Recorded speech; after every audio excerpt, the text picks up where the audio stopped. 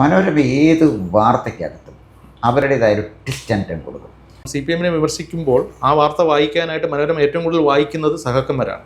അല്ല, അത് വരുമല്ലോ, അത് കമ്മ്യൂണിസ്റ്റ് പാർട്ടിക്കുണ്ടായ അപജയത്തിൻ്റെ കാര്യമാണത്. മനോരമ ഏത് വാർത്തയ്ക്കകത്തും അവരുടേതായൊരു ട്വിസ്റ്റ് ആൻഡ് ടേൺ കൊടുക്കും.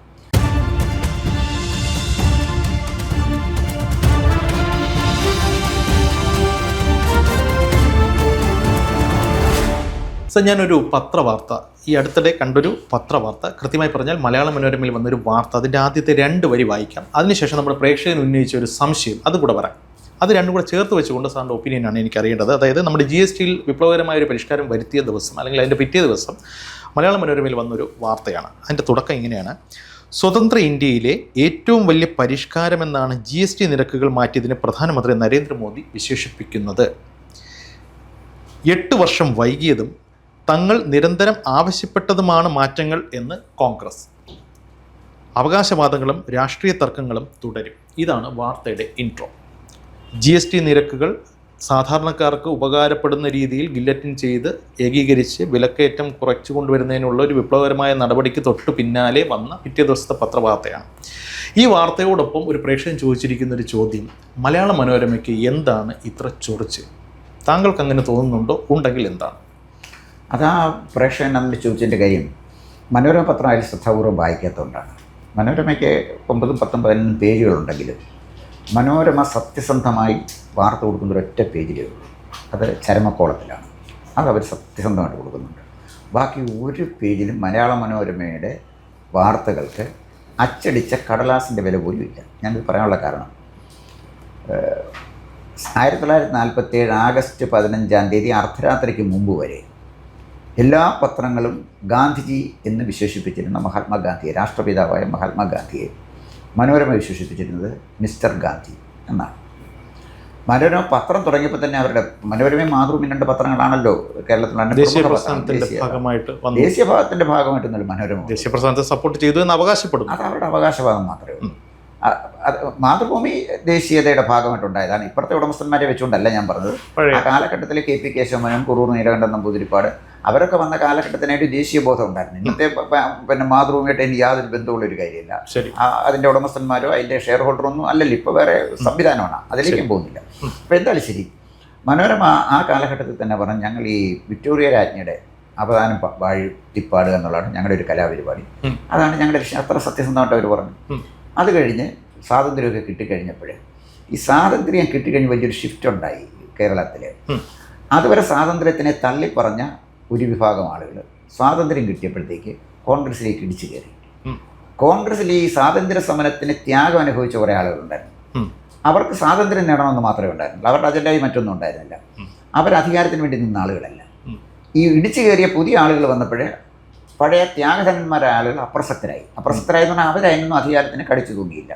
അങ്ങനെ കോൺഗ്രസ്സിലേക്ക് വന്ന പുതിയ റിക്രൂട്ടീസിനെ പ്രോത്സാഹിപ്പിച്ചത് മലയാള മനോരമയാണ്. അവരുടെ ആളുകളെ കഴിയുന്നതും പലയിടത്തായിട്ട് അവരോട് ഇരുത്തി എന്നുള്ളതാണ്. ശരി, അത് കൃത്യമായിട്ട് മനോരമ അത് ചെയ്യുകയും ചെയ്തു. അങ്ങനെ വന്നപ്പോഴത്തേക്ക് പിന്നെ ഐക്യ കേരളം വന്നു. അവിടെ കമ്മ്യൂണിസ്റ്റ് പാർട്ടി അധികാരത്തിൽ വരും എന്നുള്ളൊരു ഘട്ടത്തിൽ വന്നു കഴിഞ്ഞപ്പോൾ, കമ്മ്യൂണിസ്റ്റ് പാർട്ടിക്ക് വലിയൊരു വിജയം വരുന്നു എന്ന് കണ്ടപ്പോൾ മനോരമ പറഞ്ഞു, മനോരമയുടെ അന്നത്തെ പത്രാധിപർ പറഞ്ഞു, അദ്ദേഹത്തിൻ്റെ പേര് ഞാൻ പറയുന്നില്ല, പത്രാധിപർ പറഞ്ഞു, കമ്മ്യൂണിസ്റ്റ് പാർട്ടി കേരളത്തിൽ അധികാരത്തിൽ വന്നാൽ അദ്ദേഹം വിഷം കഴിച്ച് മരിക്കും. ഒരു പത്രത്തിൻ്റെ ഉടമ പറയുകയാണ്, ജനങ്ങൾ കമ്മ്യൂണിസ്റ്റ് പാർട്ടിയെ തിരഞ്ഞെടുത്താൽ അദ്ദേഹം വിഷം കഴിച്ച് മരിക്കും. ഇനി അദ്ദേഹം വിഷം കഴിച്ച് മരിക്കും എന്നുള്ളൊരു പ്രതീക്ഷയിലാണോ ജനങ്ങൾ കമ്മ്യൂണിസ്റ്റ് പാർട്ടിയെ തിരഞ്ഞെടുത്തതെന്ന് തന്നെ എനിക്ക് സംശയമുണ്ട്. കാരണം ജനങ്ങൾ വിചാരിച്ചു അങ്ങനെ ഒരു സൽക്കർമ്മം അദ്ദേഹം ചെയ്യുമെങ്കിൽ അത് നന്നായിരിക്കും എന്ന് പറഞ്ഞു. ഇപ്പോൾ മാവൻ മാത്യു പറയുകയാണ്, കമ്മ്യൂണിസ്റ്റ് പാർട്ടി അധികാരത്തിൽ വന്നാൽ ഏതെങ്കിലും പാർട്ടി BJP അധികാരത്തിൽ വന്നാൽ അദ്ദേഹം മരിക്കും എന്ന് പറഞ്ഞാൽ ആ നിമിഷം BJPക്ക് ഒറ്റയ്ക്ക് ഭരിക്കാനുള്ള ഭൂരിപക്ഷം കേരളത്തിൽ കിട്ടും. അത്ര സ്റ്റേറ്റ്മെൻറ്റ് വരണം. അപ്പോൾ ഇത് ഞാൻ പറഞ്ഞ മനോരമയുടെ പശ്ചാത്തലം അതാണ്. മനോരമ ഏത് വാർത്തയ്ക്കകത്തും അവരുടേതായൊരു ട്വിസ്റ്റ് ആൻഡ് ടേൺ കൊടുക്കും. അതിന് പറ്റിയ ചില ആളുകളെയാണ് അദ്ദേഹം ഇരുത്തിയിരിക്കുന്നത്. ഈ വാർത്ത തയ്യാറാക്കിയ ആരാണെന്ന് അങ്ങേക്കറിയാമല്ലോ. ഇപ്പോൾ ഡൽഹിയിലുള്ള അവരുടെ റിപ്പോർട്ടറാണ്. അദ്ദേഹത്തിൻ്റെ പേര് പറഞ്ഞിട്ട് ജോമി. ഈ ജോമിയുടെ ഞാനതിൻ്റെ പേര് പറയാൻ പറഞ്ഞത്. ഈ ജോമി എന്ന് പറയുന്ന പത്രക്കാരൻ്റെ ഒരുപാട് റിപ്പോർട്ടുകൾ ഞാൻ വായിക്കാറുണ്ട്. നല്ല തമാശക്കാരനാണ്. അപ്പോൾ അദ്ദേഹത്തിന് വലിയ പ്രതീക്ഷ രാഹുൽ ഗാന്ധി ഇന്ത്യയുടെ പ്രധാനമന്ത്രിയാകുന്നതും സോണിയാജിയെ ഇന്ത്യയുടെ പ്രസിഡൻ്റ് ആക്കുന്നതും പ്രതീക്ഷിക്കുന്ന ഒരാളാണ് ജോമി എന്നാണ് എനിക്ക് തോന്നിയിട്ടുള്ളത്. അദ്ദേഹത്തിൻ്റെ ഈ ലേഖനങ്ങളൊക്കെ ഞാൻ വായിക്കാറുണ്ട്. അപ്പോൾ ജോമിക്ക് അങ്ങനെ എഴുതാമേ, ജോമിക്ക് അങ്ങനെ എഴുതാം, മനോരമയ്ക്ക് അങ്ങനെ അച്ചടിക്കാം, അവഞ്ഞോടെ തള്ളിക്കളയാം. ഇത് 3 പേരുടെ വായനക്കാരന് തള്ളിക്കളയാം, എഴുതുന്നവന് എഴുതാം, അച്ചടിക്കുന്നവൻ അച്ചടിക്കുകയും ചെയ്യും. അതൊക്കെ സ്വാഭാവികമായിട്ട് നടന്നോട്ടെ. അപ്പോൾ നമ്മൾ പറഞ്ഞു വന്ന മനോരമയുടെ ചില നിലപാടുകൾ, ഇനി ഒരു നിലപാട് ഞാൻ പറയാം. കോട്ടയത്തെ ടി കെ രാമകൃഷ്ണനും തിരുവഞ്ചൂർ രാധാകൃഷ്ണനുമായിട്ട് കടുത്ത മത്സരമാണ്. കോട്ടയത്തൊരു കമ്മ്യൂണിസ്റ്റുകാരൻ തിരഞ്ഞെടുക്കപ്പെടുന്നതിനെക്കുറിച്ച് മനോരമയ്ക്ക് ആലോചിക്കാൻ പറ്റുകയില്ല അന്നത്തെ കാലത്ത്. തിരഞ്ഞെടുപ്പിൻ്റെ അന്ന് മനോരമയിൽ ഒരു വാർത്ത വന്നു, കോട്ടയത്തെ കാറ്റ് മാറി വീശുന്നു എന്ന് പറഞ്ഞാൽ തിരുവഞ്ചൂർ രാധാകൃഷ്ണൻ വലിയ നിലയിൽ ജയിക്കാൻ പോവാണ്, ടി കെ രാമകൃഷ്ണൻ തോക്കും. റിസൾട്ട് വന്നപ്പോൾ 8 നിലയിൽ തിരുവഞ്ചൂർ രാധാകൃഷ്ണൻ പൊട്ടിപ്പോയി. തിരുവഞ്ചൂർ രാധാകൃഷ്ണൻ്റെ പരാജയത്തിൻ്റെ കാരണങ്ങളൊന്നും മനോരമ അദ്ദേഹത്തിനെ സ്പോൺസർ ചെയ്തുകൊണ്ടാണ്. ഉമ്മൻചാണ്ടിക്കുള്ള ഏറ്റവും വലിയ തലവേദന ഉമ്മൻചാണ്ടിയെ മനോരമ സപ്പോർട്ട് ചെയ്തതാണ്. ഉമ്മൻചാണ്ടിയെ മനോരമ സപ്പോർട്ട് ചെയ്തിട്ടില്ലായിരുന്നുവെങ്കിൽ ഉമ്മൻചാണ്ടിക്ക് വളരെ തിളക്കമുള്ള ഒരു പേഴ്സണാലിറ്റി ഉണ്ടാകുമായിരുന്നു. ഉമ്മൻചാണ്ടി ആവശ്യപ്പെട്ടിട്ടല്ല, അദ്ദേഹം ബാലജനസഖ്യത്തിൻ്റെ ഒരു പ്രോഡക്റ്റാണ്. ബാലൻ സഖ്യത്തിൻ്റെ പ്രോഡക്റ്റാണെന്ന് പറയുമ്പം സാന്ദർഭികമായിട്ട് പറയട്ടെ, ഞാൻ ബാലൻ സഖ്യത്തിൻ്റെ പ്രോഡക്റ്റാണ്. എൻ്റെ തലമുറയിൽപ്പെട്ട ഒരുപാട് ആളുകളെ പ്രസംഗിക്കാനും ധൈര്യമായിട്ട് അഭിപ്രായം പറയാനും ഒക്കെ പഠിപ്പിച്ചത് ബാലയന സഖ്യം. നന്ദിപൂർവ്വം അത് സ്മരിക്കാതെ പോകുന്നത് നന്ദികേടാണ്. അതുകൊണ്ട് മനോരമ ചെയ്ത വലിയൊരു സർവീസാണ് ബാലയന സഖ്യം. ഈ കോട്ടയത്ത് മനോരമ എടുത്ത സ്റ്റാൻഡിന് സമാനമായൊരു സാമൂഹ്യ സാഹചര്യം ഇപ്പോൾ വേണമെങ്കിൽ നമുക്ക് വായിക്കാം. അതായത് ഈ കഴിഞ്ഞ ലോക്സഭാ തെരഞ്ഞെടുപ്പിന് തൊട്ട് മുന്നോടിയായിട്ട് മലയാള മനോരമ മാത്രം നടത്തിയ അഭിപ്രായ സർവേയിൽ തൃശ്ശൂരിൽ സുരേഷ് ഗോപി 3-ാം സ്ഥാനത്തെത്തും എന്നാണ് പറഞ്ഞത്. ഫലം എന്തായിരുന്നു എന്നുള്ളത് നമ്മൾ കണ്ടതാണ്. അതിനെയും ഇതിനെയും ചേർത്ത് വായിക്കാമോ? തീർച്ചയായിട്ടും വായിക്കാം. മനോരമ ഒരിക്കൽ പോലും BJPയുടെ ഒരു ഗവൺമെൻറ് കേന്ദ്രത്തിലോ കേരളത്തിലോ വരുന്നതിന് അവർ സപ്പോർട്ട് ചെയ്യില്ല. അവർക്ക് കോൺഗ്രസ്സാണ് വേണ്ടത്. അവർക്ക് കോൺഗ്രസ്. മനോരമയ്ക്ക് കോൺഗ്രസിനോട് ഇത്രയധികം താല്പര്യം പല കാരണങ്ങളുണ്ട്. ഒന്നാമത്തെ കാര്യം, കേന്ദ്രത്തിലെ കോൺഗ്രസ് നേതൃത്വം കേരളത്തിലെ ക്രൈസ്തവ സമുദായവുമായിട്ട് വളരെ ബന്ധപ്പെട്ടതാണ്. ഉദാഹരണത്തിന് നെഹ്റുവിൻ്റെ കാലത്ത് കാര്യങ്ങളെല്ലാം നിയന്ത്രിച്ചിരുന്നത് M.O. മത്തായിയാണ്. M.O. മത്തായി പിന്നെ നെഹ്റുവിനെതിരായിട്ട് നെഹ്റു യുഗ സ്മരണകൾ മണ്ഡൽ പുസ്തകം വഴി, അത് വേറെ കാര്യം. എന്നിട്ട് നെഹ്റു കുടുംബത്തിനെ നാറ്റുകയും ചെയ്തു. പിന്നീട് വന്ന് ഇന്ദിരാഗാന്ധിയുടെ സമയത്ത് ആരാണ് നിയന്ത്രിച്ചുകൊണ്ടിരുന്നത്? PC അലക്സാണ്. അത് കഴിഞ്ഞ് രാജീവ് ഗാന്ധി വന്നപ്പോൾ ആരാണ് നിയന്ത്രിച്ചുകൊണ്ടിരുന്നത്? കുളനടക്കാരൻ ജോർജ്.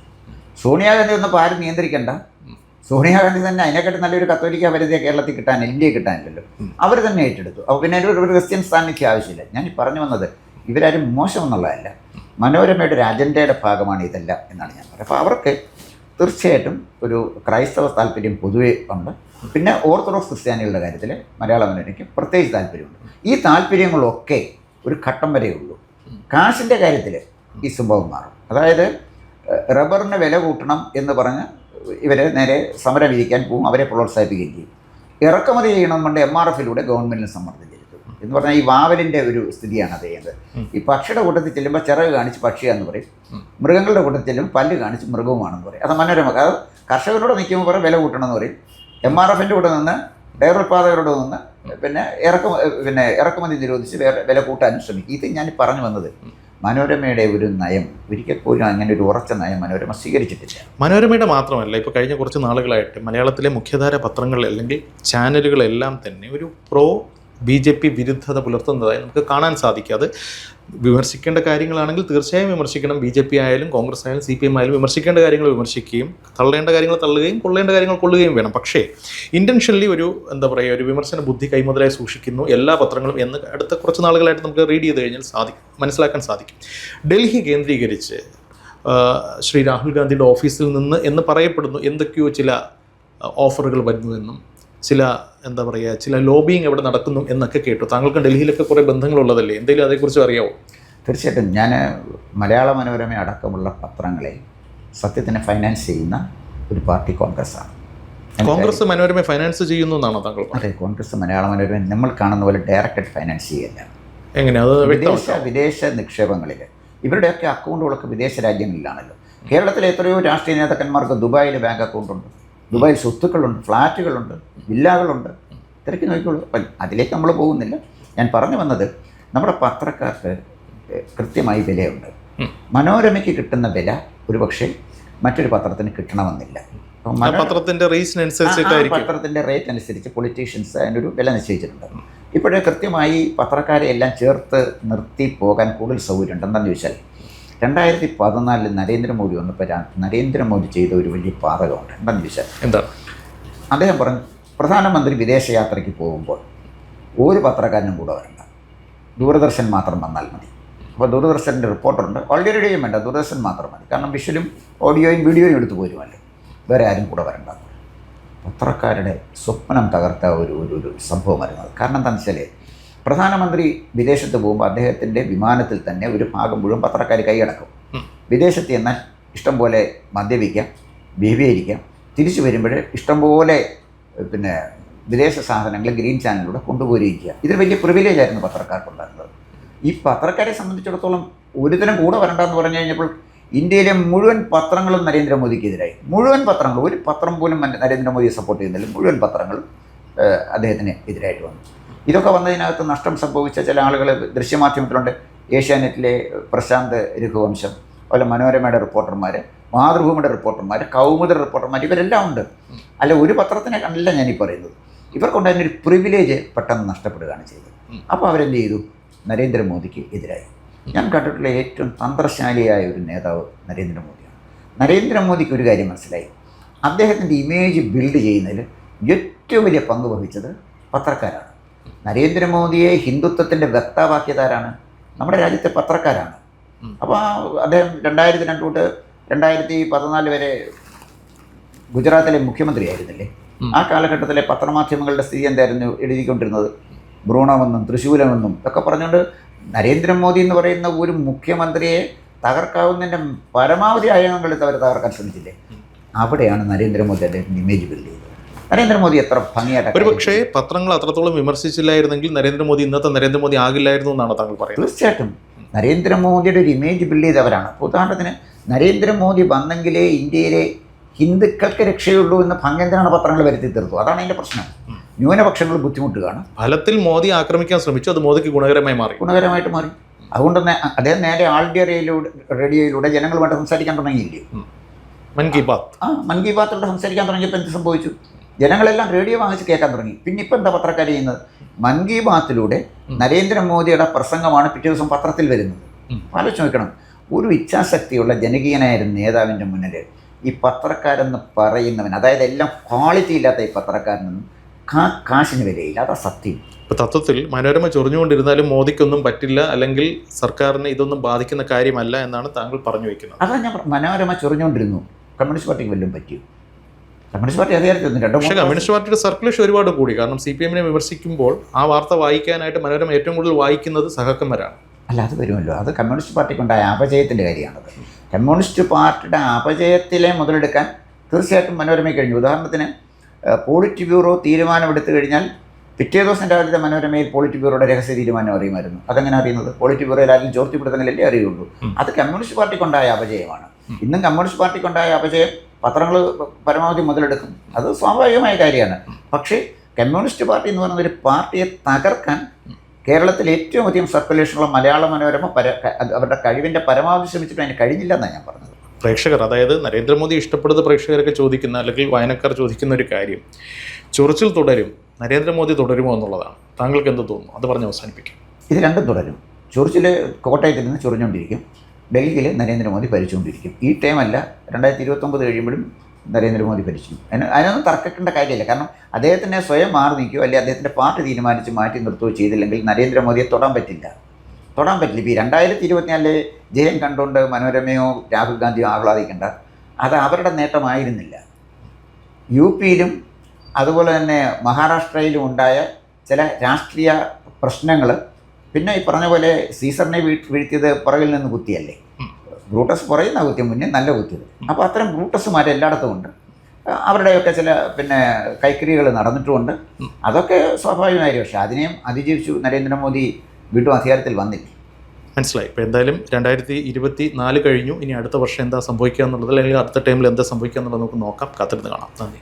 കൂടുതൽ വാർത്തകളും വിശേഷങ്ങളും നേരിട്ട് ലഭിക്കാൻ ജനങ്ങളിൽ നിന്ന് ജനങ്ങളിലേക്ക് ജനഭൂമി ന്യൂസ് സബ്സ്ക്രൈബ് ചെയ്യൂ. ബെൽ ബട്ടൺ അമർത്താനും മറക്കരുത്.